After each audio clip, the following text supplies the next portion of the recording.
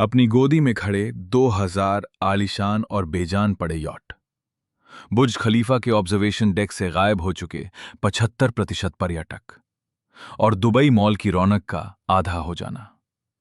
क्या यह सचमुच वही शहर है जिसने पिछले 25 सालों में दुनिया की सबसे शानदार गगनचुंबी इमारतों को खड़ा करने के लिए अपनी पूरी ताकत झोंक दी थी? आज आप और मैं मिलकर उस स्याह सच को करीब से देखेंगे जिसे छिपाने की कोशिशें की जा रही हैं।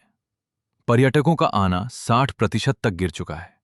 22,000 होटल कर्मचारियों की नौकरियां खत्म हो चुकी हैं और सिर्फ एक तिमाही में 3,500 से ज्यादा नकारात्मक खबरें दुनिया के सामने आ चुकी हैं। दुबई सिर्फ धीमा नहीं हो रहा है, बल्कि यह बेहद तेजी से ढह रहा है। असली सवाल यह नहीं है कि क्या यह शहर खतरे में है, बल्कि सवाल यह है कि क्या यह उस मोड़ को पार कर चुका है जहां से लौटना नामुमकिन है। दुबई मरीना के किनारे खड़ी सुपर यॉट की कतारें धूप में चमक तो रही हैं, लेकिन उनके डेक पर पसरा सन्नाटा रीढ़ में सिहरन पैदा करता है। जिस शहर ने दुनिया को अपनी बेहिसाब दौलत से चौंधियाने का सपना देखा था, वहां आज 2000 आलीशान नावें बिना किसी हलचल के खड़ी हैं। न कोई क्रू, न कोई मालिक और न ही कोई किराएदार। मार्च 2026 के सैटेलाइट चित्र साफ दिखाते हैं कि बंदरगाहों के बड़े हिस्से पूरी तरह खाली पड़े हैं और जो नावें वहां हैं वे महीनों से हिली तक नहीं हैं। यह खामोशी सिर्फ गोदी तक सीमित नहीं है। एविएशन ट्रैकर्स के मुताबिक दुबई आने वाली उड़ानों में 61% की भारी गिरावट आई है, जिसने दुनिया के सबसे व्यस्त हवाई अड्डे को एक सुनसान टर्मिनल में बदल दिया है। अंतर्राष्ट्रीय मीडिया में आई 3,500 से ज्यादा खबरें इसी सच्चाई को बयां करती हैं। समीर अल हरीरी एक अनुभवी यार्ड ब्रोकर हैं, जिनके ग्राहकों में कभी बड़े बड़े गोल्फ सितारे और तकनीकी अरबपति शामिल हुआ करते थे। लेकिन आज वो अपना दिन केवल ना चुकाए गए किराए और जब्ती के नोटिसों की सूची बनाने में बिताते हैं। वो एक ऐसे मरीना का मंजर बयां करते हैं जहां रख रखाव करने वाले लोग गायब हो चुके हैं, नावों पर धूल जमी है और वहां हवा के अलावा कोई हलचल नहीं है। आंकड़े चौंकाने वाले हैं। पोर्ट राशिद और दुबई मरीना दोनों मिलकर बताते हैं कि लगभग 2000 जहाज़ों को निष्क्रिय या लावारिस घोषित कर दिया गया है, जो 800 मिलियन पाउंड से अधिक की फंसी हुई संपत्ति का प्रतिनिधित्व करते हैं।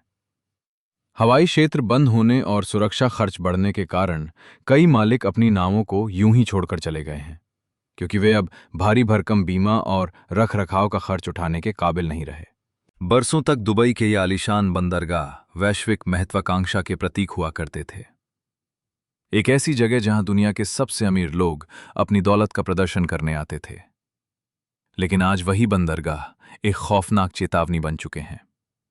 ये मंदी अब छिपी नहीं है, इसे साफ तौर पर देखा और मापा जा सकता है। इसे नजरअंदाज करना नामुमकिन है। सैटेलाइट के थर्मल मैप्स उन जगहों पर गहरे और काले धब्बे दिखा रहे हैं जहां कभी लगातार जहाजों की आवाजाही लगी रहती थी। लावारिस छोड़ी गई नावों का यह बेड़ा केवल स्थानीय प्रशासन के लिए शर्मिंदगी की बात नहीं है, बल्कि ये उस पूरी व्यवस्था के लिए एक बड़ा खतरा है जो केवल लगातार बढ़ने और अंधविश्वास पर टिकी थी। अब हर खाली घाट और खामोश खड़ा जहाज इस बात का पुख्ता सबूत है कि दुबई के ये चमकते हुए प्रतीक अब उस मॉडल की कब्रगाह बनते जा रहे हैं जो पूरी तरह से नाकाम हो चुका है। पिछले 25 सालों में दुबई का जो कायाकल्प हुआ, वो आधुनिक इतिहास में सबसे आक्रामक शहरी बदलावों में से एक था। साल 2000 में शहर की जीडीपी में पर्यटन का हिस्सा केवल 6% था, लेकिन साल 2025 तक ये 15% को पार कर गया। इस शहर की महत्वाकांक्षाओं को कंक्रीट, कांच और कृत्रिम द्वीपों से मापा जाता था। पाम जुमेराह ने अकेले ही $12 अरब के निवेश से समुद्र तट पर 5 अरब वर्ग मीटर का नया हिस्सा जोड़कर नक्शा बदल दिया। मरुस्थल के बीच 828 मीटर ऊंची खड़ी बुर्ज खलीफा रातों रात दुनिया का प्रतीक बन गई। हर साल 1.5 करोड़ लोग इसके एलिवेटर की सवारी के लिए मोटी रकम चुकाते थे, जबकि इसके नीचे बने दुबई मॉल में हर साल 11 करोड़ से ज्यादा लोग आते थे, जो टाइम्स स्क्वायर और वेटिकन के कुल यात्रियों से भी अधिक था। अटलांटिस द पाम जब खुला तो इसमें 1000 पानी, 139 कमरे और एक ऐसा एक्वेरियम था जिसमें 65,000 समुद्री जीव रहते थे। यह तुरंत दुनिया के सबसे भव्य रिजॉर्ट्स में शुमार हो गया। IMG worlds of adventure, global village और दुबई फाउंटेन जैसी जगहों ने पर्यटकों के आने की वजहों को और बढ़ा दिया, जिन्हें इस तरह डिजाइन किया गया था कि शहर में लोगों का आना और होटलों का भरा रहना लगातार बना रहे। ये आंकड़े कोई अचानक हासिल की गई सफलता नहीं थे, बल्कि एक सोची समझी रणनीति का नतीजा थे। प्रमुख दर्शनीय स्थलों का एक जगह होना, बेहतरीन परिवहन सुविधाएं और बिना थमे चलने वाले विज्ञापनों के अभियानों ने मिलकर एक ऐसा ताना बाना बुन दिया था जो खुद ब खुद फल फूल रहा था और जिसने दुबई को दुनिया के पर्यटन मानचित्र पर सबसे ऊपर स्थापित कर दिया था। बुर्ज खलीफा, दुबई मॉल और फाउंटेन ने मिलकर एक ऐसा पैदल मार्ग तैयार किया था जो पर्यटकों को बिना किसी परेशानी के एक आकर्षण से दूसरे आकर्षण तक ले जाता था।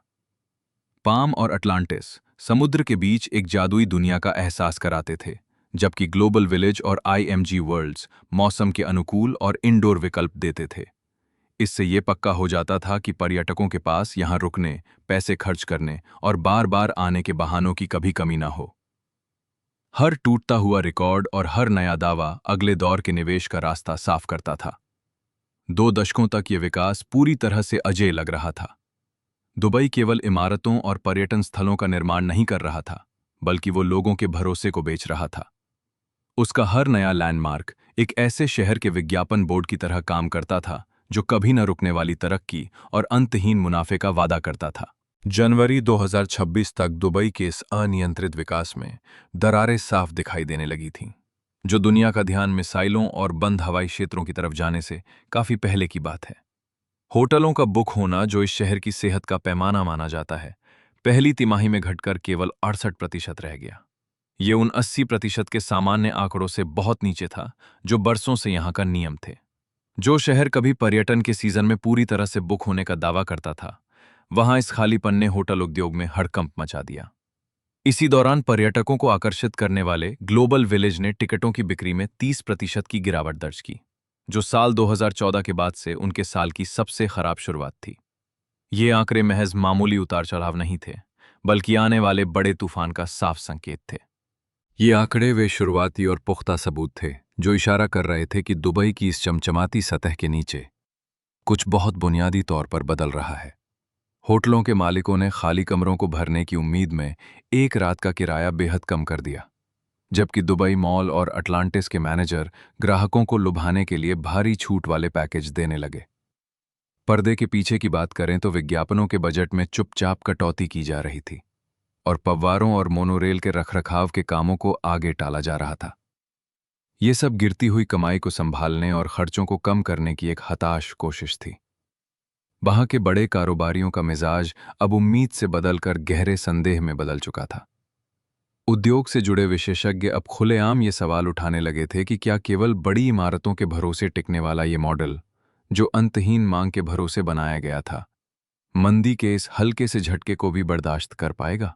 एक समय में पर्यटकों का जो अंतहीन रेला यहां आता था, वो अब पूरी तरह से थम चुका था और इसका असर हर कोने में साफ दिखाई दे रहा था।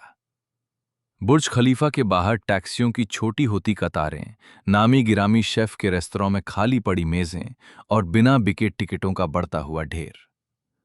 सालों में पहली बार ऐसा हुआ था जब दुबई के ये चमकते हुए प्रतीक भीड़ को अपनी तरफ नहीं खींच पा रहे थे, बल्कि वे अपनी ही नाकामियों के गवाह बनकर खड़े थे। आंकड़े एक ऐसे शहर की कहानी कह रहे थे जो बिल्कुल कगार पर खड़ा था।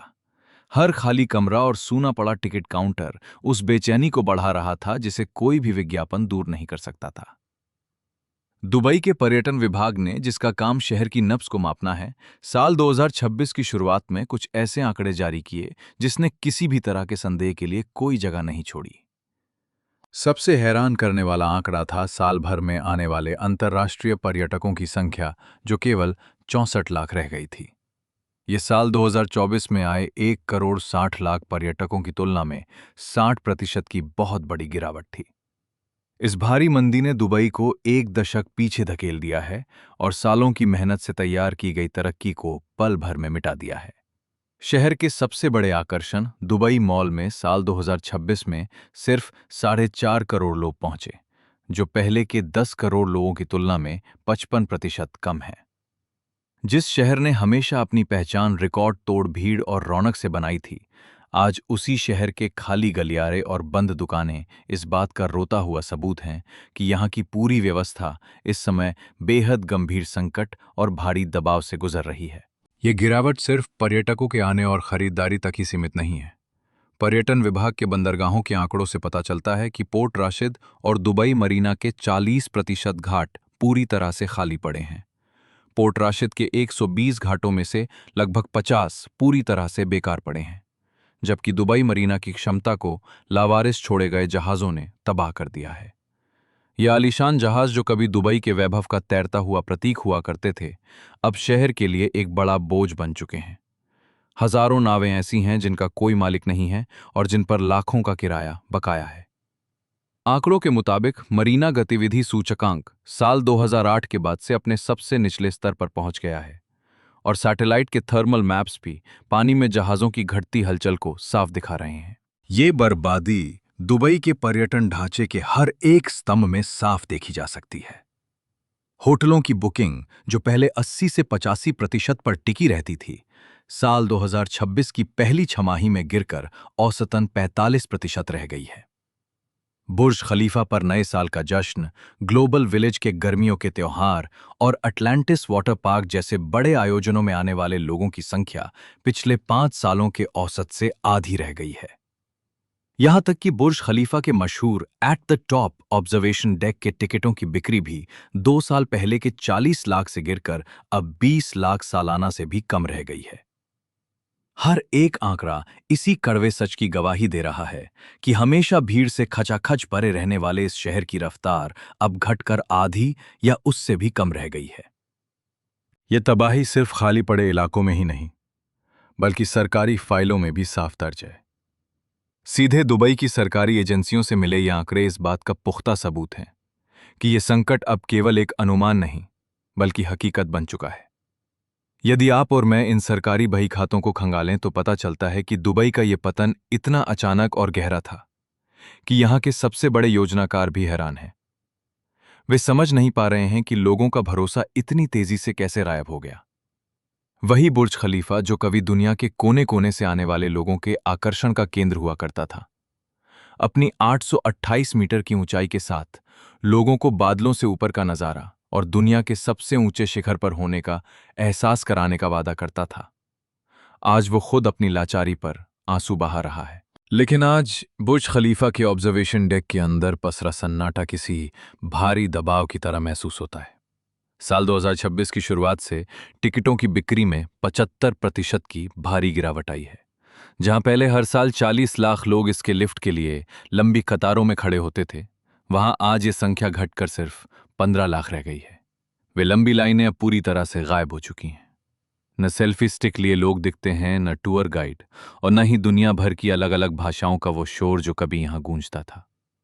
नीचे की मंजिल पर स्थित दुबई मॉल, जो कभी इस शहर की रीढ़ की हड्डी माना जाता था, अब अपनी आधी से ज्यादा रौनक खो चुका है। साल 2024 में 10 करोड़ लोगों की भीड़ के साथ जो जगह दुनिया का सबसे व्यस्त बाजार हुआ करती थी, आज वहां सिर्फ वीरानी छाई हुई है। साल 2026 में जब आप और मैं इस चकाचौंध के पीछे छिपे कड़वे सच की पड़ताल करते हैं, तो आंकड़े हैरान कर देते हैं। पर्यटकों की संख्या गिरकर महज 4 करोड़ 50 लाख रह गई है। वे लग्जरी बुटीक जहां कभी हफ्तों लंबी वेटिंग लिस्ट होती थी, आज वीरान पड़े हैं।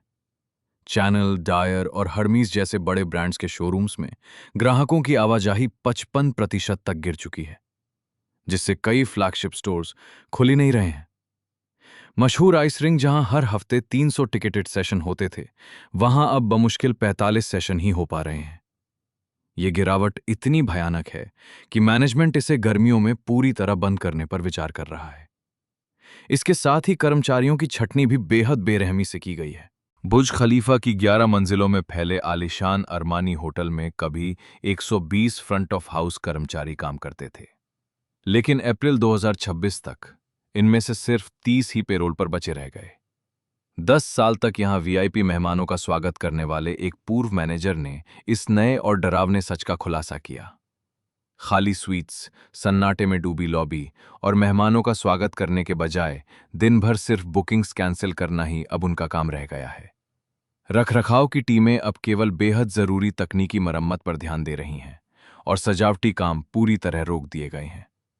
यहां तक कि मॉल के बाहर बहने वाले ऐतिहासिक फाउंटेन के शोज को भी छोटा कर दिया गया है और बिजली का खर्च बचाने के लिए आधे से ज्यादा वाटर जेट्स बंद कर दिए गए हैं। इन स्मारकों को इस तरह बनाया गया था कि ये दुनिया भर के सैलानियों को हमेशा आकर्षित करते रहें।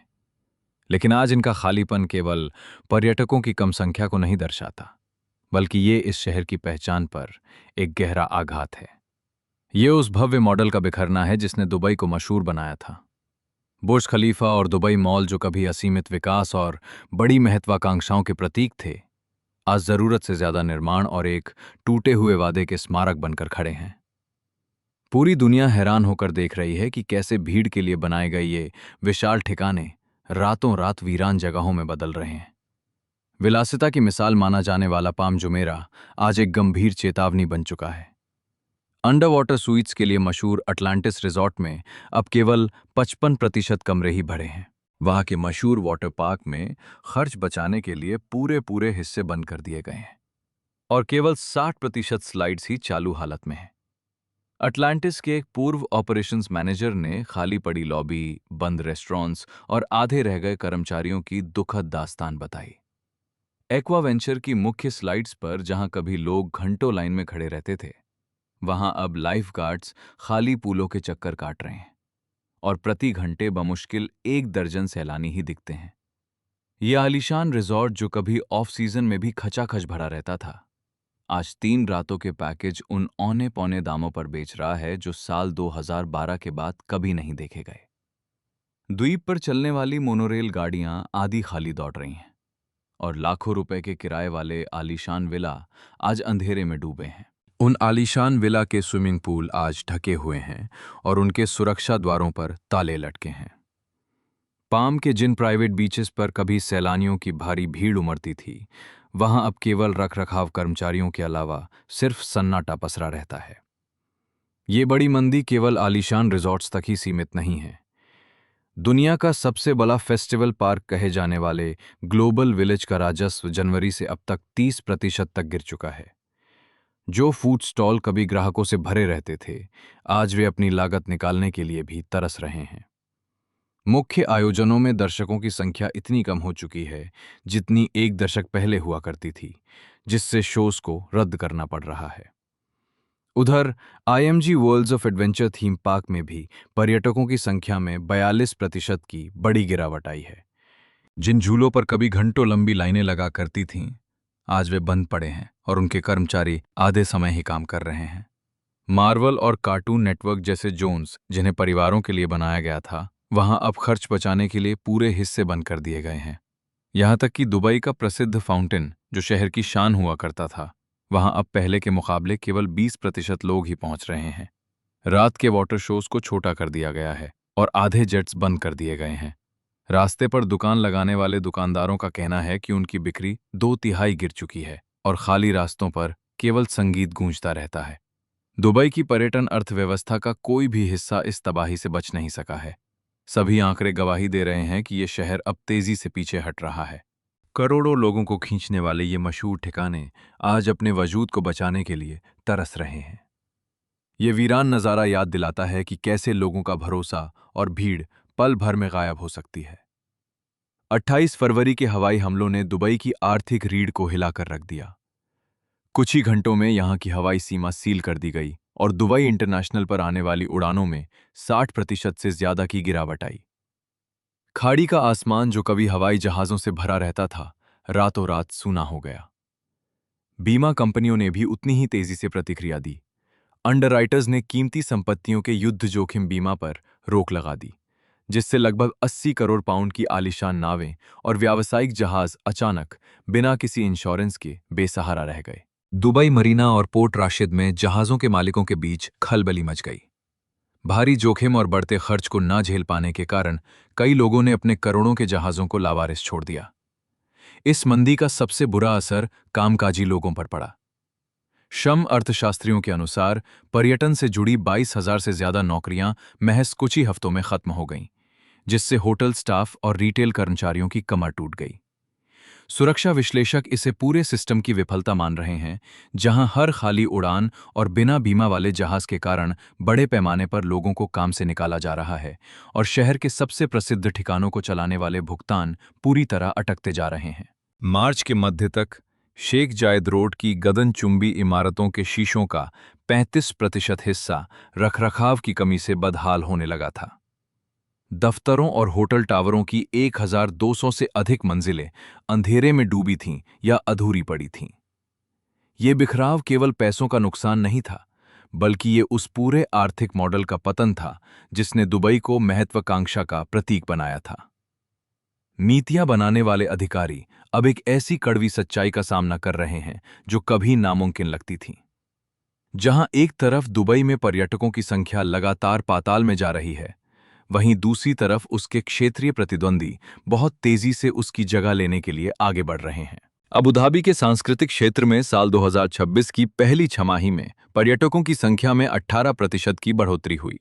वहीं रियाद का नया मनोरंजन क्षेत्र 22% की दर से बढ़ रहा है, जो उन निवेशकों को अपनी ओर खींच रहा है जो कभी दुबई जाते थे। ये बदलाव बेहद हैरान करने वाला है। लंदन स्कूल ऑफ इकोनॉमिक्स के एक अर्थशास्त्री ने इस वित्तीय संकट की पोल खोली है।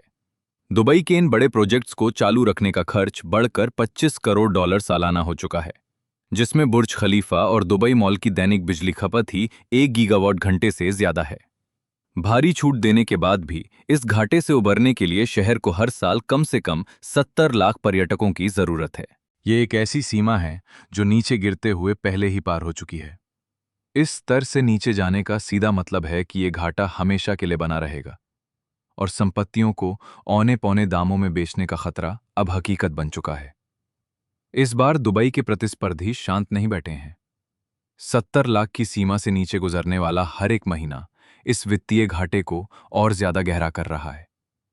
ये आंकड़े अब केवल चेतावनी नहीं है, बल्कि इस बात के सबूत हैं कि ये शहर वापस ना लौटने वाले पतन की ओर बढ़ चुका है। आज 2000 से ज्यादा आलीशान नावें बंदरगाहों पर लावारिस पड़ी हैं, और जहां कभी साल भर में 1 करोड़ 60 लाख सैलानी आते थे, वहां आज केवल वीरानी पसरी है। महत्वाकांक्षा के प्रतीक अब तबाही की गवाही दे रहे हैं। दोस्तों, ये केवल पर्यटन का नुकसान नहीं है, बल्कि ये हम सभी के लिए एक जीती जागती मिसाल है कि कैसे कृत्रिम रूप से खड़ी की गई भव्यता रातों रात ताश के पत्तों की तरह बिखर सकती है। सच तो यह है कि दुनिया की सबसे ऊंची इमारतें और सबसे चमकदार लाइटें भी एक अंदर से खोखले और टूटे हुए आर्थिक ढांचे को गिरने से नहीं बचा सकती। एक पत्रकार के रूप में मैंने इस शहर को बनते और अब ढहते हुए बेहद करीब से देखा है। ये तबाही हमें सिखाती है कि दिखावे की बुनियाद पर टिका साम्राज्य कभी स्थायी नहीं हो सकता। इस गंभीर संकट को लेकर आपकी क्या राय है, और क्या आपको भी लगता है कि दुबई का यह सुनहरा दौर हमेशा के लिए खत्म हो चुका है? अपनी राय नीचे कमेंट सेक्शन में जरूर साझा करें। हम इस जांच को यहीं खत्म करते हैं, लेकिन ये कड़वा सच हमेशा हमारे सामने रहेगा।